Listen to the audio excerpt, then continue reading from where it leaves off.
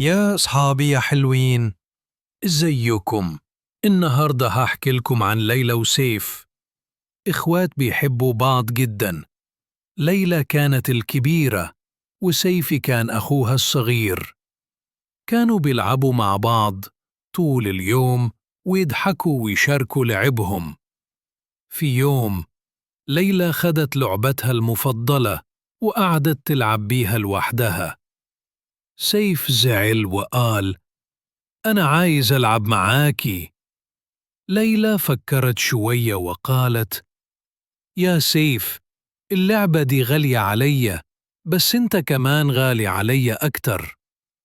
ومدت إيدها وقالت: يلا نلعب سوا. سيف فرح جدا وحضنها وقال لها: انتي أحسن أختي في الدنيا. وبعد شوية وقع سيف على الأرض وعيط.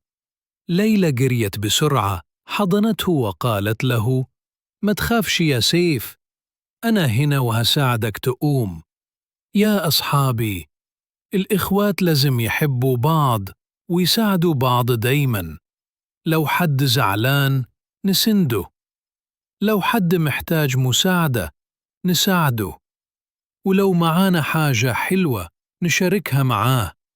الحب بين الإخوات بيخلي البيت مليان فرحة وسعادة. أنا جدكم حكيم وبحبكم كلكم.